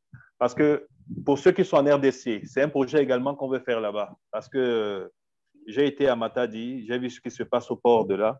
J'ai vu comment le problème de transport est crucial, que ce soit dans un Congo comme dans l'autre. Et nous pensons que cette plateforme qui va intégrer pratiquement toute la sous-région, ça va intéresser, si ça peut intéresser quelqu'un, eh bien, on y va. Mais je vous apporterai des informations, même par le truchement de Coach Gladys. On vous dira exactement ce qu'il faut pour adhérer au projet. OK, merci. Coach, si cela ne vous dérange pas, vous pouvez laisser votre contact dans le chat. Comme ça, si quelqu'un veut justement avoir plus d'informations par rapport à votre projet, pourra vous contacter directement. Voilà. Oui, Coach Petroni. Oui, coach Gladys. Allez-y. Vous avez une question. OK, merci beaucoup, coach Joseph. Je voulais avoir un peu de précision sur ce que vous avez dit. Je pense que là, dans l'introduction, vous avez dit que si tu vas dans l'entrepreneuriat avec le désir de gagner, tu vas échouer.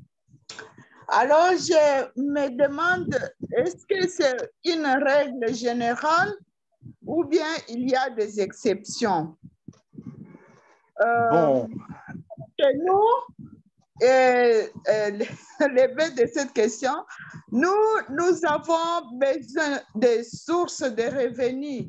Nous organisons des activités juste à la quête d'argent pour vraiment gagner de l'argent. Bon, alors, comment on peut appeler cette activité-là? C'est l'entrepreneuriat ou bien la débrouillardise? Bon, merci. Merci, coach Petroni. Je crois qu'on ne s'est pas très bien compris. Hein. Je ne dis pas qu'il ne faut pas gagner de l'argent dans l'entrepreneuriat. Je dis ceci. Le but premier pour tout entrepreneur, c'est de venir résoudre un problème dans la société. Gagner de l'argent est une conséquence. C'est-à-dire que quand tu as résolu un problème, tu gagnes forcément de l'argent. Ça, c'est... Mais si tu viens simplement pour gagner de l'argent sans vouloir résoudre un problème, tu deviens un mauvais entrepreneur parce qu'en fait, même les valeurs, tu ne les auras pas développées. Tu viens simplement parce que je veux gagner de l'argent. Mais la finalité de l'entrepreneuriat, c'est de gagner de l'argent. Ça, on ne peut pas, personne ne va cracher sur cela. Sinon, pourquoi on fait l'entrepreneuriat? Je veux simplement dire que ne focalisons pas notre énergie. Dis bon, je vais gagner de l'argent. Et quand on dit je vais simplement gagner de l'argent, on est prêt à tout pour gagner de l'argent. C'est-à-dire que même à entourlouper tout le monde, ses partenaires et tout le reste. Mais la chose première pour l'entrepreneur, lorsque tu as posé la question du grand why, pourquoi je fais l'entreprise, pourquoi je crée cette entreprise, eh bien, je commence par résoudre le problème. Regardez, par exemple, le projet de la bourse de fret. Ici, ce qui est intéressant, c'est d'abord d'apporter la solution à ces importateurs et aux chauffeurs, et pas aux chauffeurs, aux propriétaires des camions. Mais pendant qu'on le fait, on ne le fait pas pour, c'est pas la philanthropie. C'est que chaque camion va débourser 5% de ce qu'il aura pointé. Ça veut dire que si quelqu'un a gagné, si son transport, il doit par exemple partir de Cameroun pour la RCA, ça va coûter 2,5 millions. Eh bien, 5%, c'est 125 000 qu'on gagne là-dedans. Et donc, on est là pour faire le business. Mais on résout d'abord un problème et la conséquence, c'est qu'on gagne de l'argent forcément. J'espère que j'ai apporté une précision maintenant. OK, merci beaucoup. J'ai bien compris. Je vous en prie, merci coach. beaucoup. Je vous en prie. OK. Merci.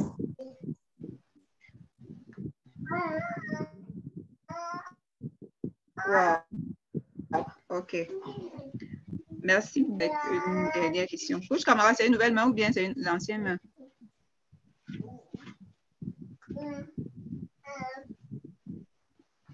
Ah, je crois que ça doit être l'ancienne main. Je ne sais pas s'il y a une question dans le chat.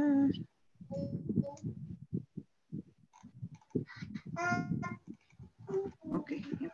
Alors, s'il n'y a pas de questions, wow. je vais rapidement partager quelque chose là, qui est une opportunité d'affaires parce que je m'en voudrais de ne pas le dire aux entrepreneurs qui sont là ce soir. je ne sais pas si vous avez l'information, entre le mois de mars et le mois de mai, c'est-à-dire que mars, avril, mai, le Kenya a vendu pour 64 millions de dollars vers la Chine, seulement des avocats. 64 millions de dollars en 3 mois. C'était 7000 tonnes d'avocats. Ça veut dire qu'il y a réellement beaucoup à faire dans l'agriculture, surtout dans l'agriculture innovante.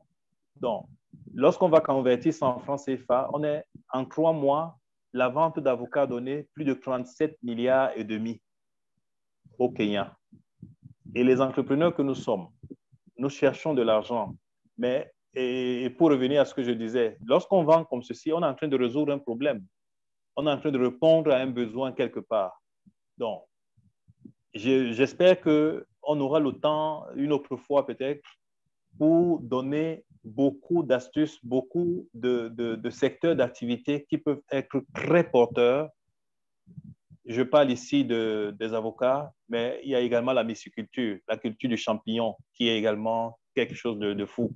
Et à partir de ça, nous sommes en train de travailler là-dessus pour créer un capital investissement, pour passer à un investissement beaucoup plus colossal. Merci.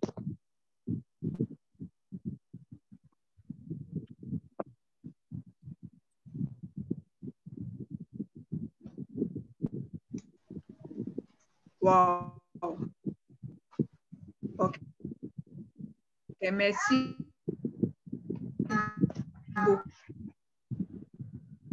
beaucoup.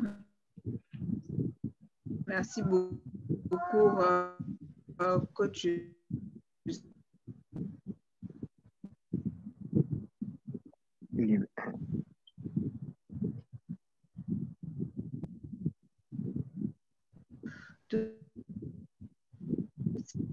Ouais. Coach Gladys. Coach Gladys, il y a une main. Avec Coach Gladys, je peux placer un petit mot là. Je vois qu'il y a encore d'autres questions. Coach Gladys, vous m'entendez? Allô? Oui, coach Camara. Allez-y. Oui, je pense que vous avez une nouvelle main. Vous avez parlé de la liberté financière et de la sécurité financière. Je ne sais pas. Qu'est-ce qu'on devrait commencer par quoi pour se rassurer entre ces deux concepts-là? Alors, simplement, il faut dire que tout le monde, pratiquement tout le monde commence par la sécurité financière. Parce qu'en fait, lorsque tu as un travail, lorsque tu as un emploi, je préfère dire ça comme ça, lorsque tu as un emploi, tu as un matricule, tu as un salaire à la fin du mois. C'est-à-dire, ça au moins, tu es sûr que je peux faire mon programme en fonction de mon salaire. Je fais mon programme en fonction de mon salaire. Mais ce salaire-ci ne te permet pas de t'épanouir réellement parce qu'on ne se trompe pas. Aujourd'hui, avec la déflation, avec les crises, la crise financière et tout le reste, on sait qu'il y a eu beaucoup, les salaires ont beaucoup chuté. Mais la liberté financière est simplement pour ceux qui sont dans l'entrepreneuriat. Parce que ceci, vous allez mieux le comprendre si vous allez prendre le cadran du cash flow pour comprendre que d'un côté, on a la sécurité financière et de l'autre côté, on a la liberté financière. Ceux qui sont dans la sécurité financière, c'est les employés et puis ceux qui sont dans les professions libérales. Eux, ils sont dans la sécurité financière, c'est-à-dire que les avocats et tout le reste des médecins. Mais ceux qui sont dans la liberté financière, c'est les businessmen et les investisseurs. Parce que ceux-là, ce n'est pas seulement une liberté financière, c'est une liberté financière et géographique. À partir de ce qu'ils ont, ils peuvent choisir d'aller où ils veulent. Donc voilà, on commence toujours par la sécurité, mais il faut aspirer à aller dans la liberté financière. Oui. Merci.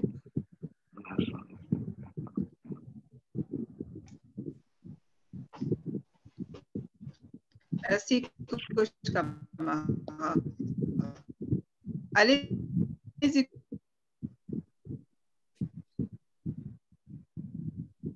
Allô? Oui, j'ai ma question qui est la suivante.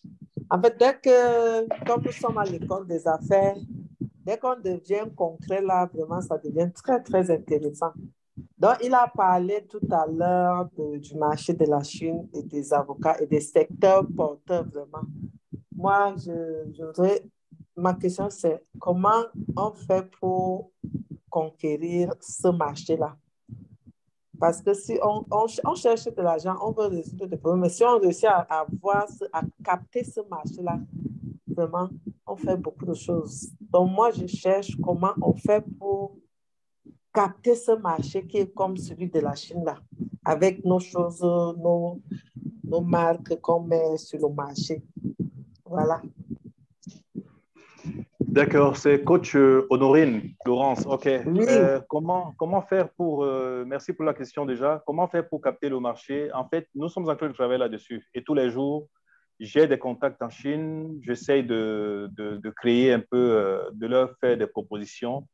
Et une fois que ce sera possible, rassurez-vous, c'est pour ça que je crois iLead existe, hein, parce que nous devons construire une nouvelle Afrique.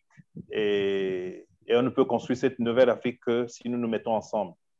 Et s'il y a une bonne information, j'aurais tout fait de vous dire de quel côté. Pour le moment, il n'y a pas que les avocats. Hein.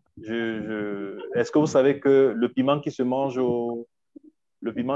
par exemple, au Nigeria vient carrément du Cameroun? Et le Nigeria, c'est 200 millions de personnes parce que leur sol ne produit pas le même piment que celui du Cameroun. Donc, le Nigeria, c'est plus de 200 millions de personnes. Il y a donc autant d'opportunités d'affaires qui nous échappent. On ne fait pas toujours attention sur les choses qui nous sont là. Et maintenant, pour la Chine, nous sommes en train de travailler là-dessus parce qu'ils nous ont demandé dernièrement, je me permets de le dire, ils ont demandé de fournir un conteneur de champignons. Et ça, ce n'est pas possible de le faire là pour le moment. Donc, il faut créer, je suis en train de fédérer les gens autour de moi pour qu'on produise davantage et qu'on puisse répondre à cette demande-là. Donc, maintenant, si pour les avocats, pour d'autres choses, il y a des opportunités, rassurez-vous, je ne manquerai pas de saisir Coach Gladys qui mettrait ça à la disposition. Et entre-temps, mon contact est là. Vous pouvez me contacter, on peut garder le contact et échanger inbox. OK. C'est l'Afrique qui gagne. Je vous en prie.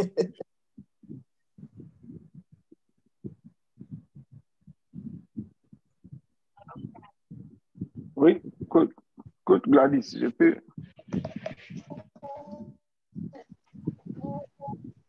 Allez-y, Coach Gladys. Camara. OK, merci. Coach Bertrand, vous avez parlé de l'émotion. Justement, la semaine passée, nous avons étudié sur l'émotion. On nous a fait savoir qu'en tant qu'entrepreneur, nous devons contrôler nos émotions. Dans votre explication, vous avez dit un entrepreneur doit avoir la capacité émotionnelle. Cette capacité-là qui doit le conduire à la réussite. Donc, je ne comprends pas un peu ce que vous voulez dire. OK. Je vais expliquer ça simplement. C'est-à-dire que j'ai comparé ici le quotient intellectuel au quotient émotionnel. Le quotient intellectuel, c'est cette capacité à avoir, on a des connaissances qui sont livresques ou pas et tout le reste. Mais le quotient émotionnel, c'est cette capacité à pouvoir, à ne pas aller à ne pas faire n'importe quoi dans la précipitation et tout le reste. Je prends un cas simple. La gestion des émotions doit m'empêcher de faire le business avec tout le monde. Parce que dans la vie, il y a ce qu'on appelle les compagnons de destinée. Et c'est pour ça que j'ai dit que l'entrepreneuriat a une forte dose de spiritualité. Si tu fais le business avec n'importe qui, ce n'est pas forcément parce que la personne est mauvaise, mais peut-être vous n'avez pas, vos atomes crochus ne donnent pas. Il est possible que ce business-là ne donne pas, ou bien que vous ramiez longtemps pour arriver au résultat. Donc, je ne vais pas avec mes émotions. Et ce sont les émotions qui, moi, m'ont poussé à l'échec à un moment donné parce que je voulais aider des gens. Je voulais apporter, je disais, je vais employer des gens parce que je veux les aider à avoir un gagne-pain. Mais non, je n'ai pas recruté des gens pour qu'ils apportent une plus-value. Et c'est ça, c'est les émotions qui m'ont poussé à ce genre d'erreur-là. Donc, les émotions doivent nous permettre d'être conciliants, de ne pas prendre des décisions à la hâte, de savoir gérer les tensions et les conflits dans une situation précise. Et un véritable leader, ce n'est pas celui qui prend très vite une décision. Ce n'est pas celui qui quitte très vite le bateau. C'est celui qui quitte quand tout le monde il est sûr que tout le monde est à l'abri. Donc, la gestion d'émotions est très importante dans le business. J'ai bien compris, ouais. Ouais. Merci beaucoup. Et j'ai fait les mêmes erreurs. Ce que vous venez de dire. Ouais. Et on passe tous par là. Hein. Rassurez-vous, on est plus fort aujourd'hui. Ce qui ne te tue pas te rend plus fort. Ouais, vraiment. Merci. Merci beaucoup. Je vous en prie, coach Camara. Ouais.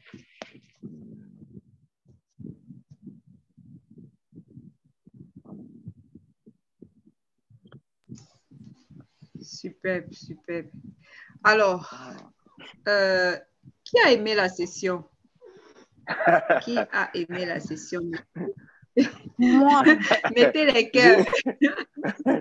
Moi, je n'ai pas aimé. Est-ce qu'on peut mettre des cœurs? Ah! Camara. Ah, parce que vous voulez quelqu'un qui se manifeste. Donc, moi, je manifeste. C'est incroyable, quoi. Vraiment. Je me suis retrouvé dedans. Yeah. Wow. Merci pour tous ces cœurs. Merci. Yeah. Merci beaucoup. Merci encore beaucoup, coach Joseph, pour... Lorsqu'il a reçu notre invitation et qu'il a accepté d'être là, j'ai seulement dit « Wow, je sais que les coachs vont apprécier. » Je savais que les coachs devaient vraiment aimer son partage parce que je connaissais, j'avais un peu écouté et puis je savais que non, ici, là, il devait être vraiment une ressource pour nous. Merci beaucoup. Nous comprenons ici que en tant qu'entrepreneur, nous savons que nous pouvons faire face à des coups durs, j'ai envie de dire, mais comme le coach nous dit toujours que l'obstacle est le chemin, nous considérons les moments, bien les petits échecs que nous avons comme des obstacles et c'est à partir de là que nous devons continuer juste à foncer, ne pas abandonner, mais de se relever et de dire ok, d'accord, ce n'était que un pied d'escalier pour aller vers la réussite. Donc, merci beaucoup pour votre partage, coach. Il y a quelqu'un qui m'a écrit en inbox qui demandait encore, mais comment il a fait pour se relever de cet échec-là? Parce que vous écoutez, voilà. Donc, coach, je ne sais pas si rapidement, en 1 minute, vous pouvez répondre à cette question, parce que j'aimerais vraiment que tout le monde soit satisfait. Allez-y, coach. D'accord. Oui, je vais aller. Comment il a fait justement pour se relever de cet échec-là? D'accord. La première chose, comme je l'ai dit, hein, je me considère comme un enfant, un fils de la promesse, c'est-à-dire que je sais une chose, je n'ai pas encore réalisé ce pourquoi Dieu m'a envoyé sur terre. Donc, il n'est pas question que je reste là à pleurer parce que ni les reproches, ni les complaintes, ni les regrets ne changeront rien à mon échec. Rien, vraiment rien. Ça, c'est la première chose. La deuxième chose, c'est don't give up. N'abandonne jamais. Ouais. Je pense qu'il y a 2 semaines, là, je suivais le coach. Quelqu'un avait posé la question. Le master coach avait répondu. Il dit, dans l'entrepreneuriat, la chose à faire, c'est que première chose, il faut commencer. Deuxième chose, il faut commencer. Troisième chose, continue d'avancer. Donc, c'est la deuxième chose pour moi, c'était don't give up. J'ai dit, je n'abandonne pas, je vais me relever. Et je me suis donné ces valeurs-là, discipline, détermination, action. Et la troisième chose, c'est de ne pas voir les choses comme tout le monde, de ne plus voir les choses comme tout le monde. On le dit souvent, think out of the box. Il faut regarder en dehors de la boîte. Et en regardant en dehors de la boîte, je suis arrivé à comprendre que, par exemple, Dieu a créé l'arbre et il m'a créé. Mais pour arriver à avoir des chaises et tout le reste, il faut que moi, je mette mon intelligence là-dedans. J'ai la solution en moi pour tous les problèmes. Et tous les problèmes que nous avons, n'allons jamais chercher la solution en dehors du problème. Et ceci peut s'expliquer calmement par une chose.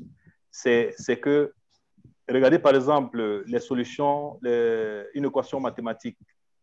On dit une équation, une inconnue, deux inconnues. L'inconnu est dans l'équation. Ça veut dire que la solution est dans le problème. Mais si tu vas chercher l'inconnu en dehors de l'équation, tu as échoué. Donc, la seule chose que j'ai commencé à faire, c'est de commencer à chercher à quel niveau j'avais échoué.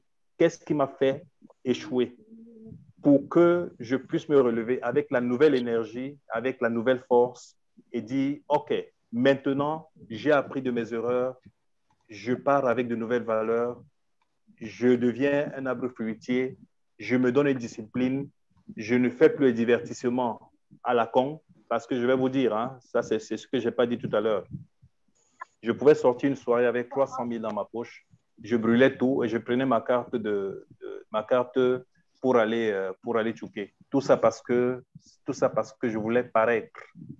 Et je n'étais plus, je voulais juste paraître. Donc, et quand j'ai compris cela, que maintenant il faut être mesuré sur beaucoup de choses, j'ai dit, OK, maintenant on fait juste ce qu'il faut et on va arriver au sommet. Voilà mon histoire.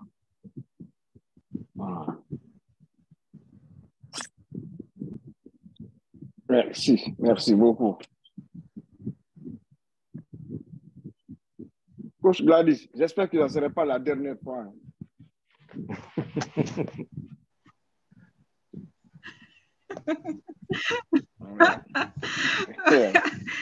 OK, Coach Camara, je prends note. Merci. Je prends note. Voilà. Wow, ça c'est magnifique. Never give up, never give up, never give up. C'est pourquoi l'un de ses slogans, justement, l'un des mots de son slogan, justement, c'est la discipline. Je pense que nous comprenons d'où tout cela est venu. Donc, merci beaucoup, coach. Et je pense que nous partons ici avec une nouvelle façon de penser en tant qu'entrepreneur. Voilà, nous sommes arrivés, nous avons dépassé notre session. Le temps est parti, ouais. De 19 minutes déjà, waouh. 20 minutes. Ouais. Près de 20 minutes, mais voilà, nous sommes très, très contents de tout ce que nous avons appris ce soir. Certainement, le coach Joseph va revenir, certainement. Il est disponible. Is available. Donc, voilà. Donc, merci beaucoup à tous les coachs. Nous allons nous préparer pour affronter le monde de l'entrepreneuriat différemment et nous préparer également pour la session prochaine. J'espère que nous aurons le Master Coach qui va nous parler des 6 besoins humains en entreprise. Donc, je vous invite tous la session prochaine. J'espère vraiment avoir le Master Coach pour qu'il vienne partager à ce sujet-là avec nous. Donc, sur ce, nous allons dire bonne soirée à tous les coachs et merci pour tous ceux qui étaient présents. Et à très, très bientôt. Bonne soirée. Merci beaucoup. Bonne soirée. Merci. C'est vrai que nous avons pas écouté. À bientôt. Merci beaucoup, bonne soirée. Joseph. Merci beaucoup.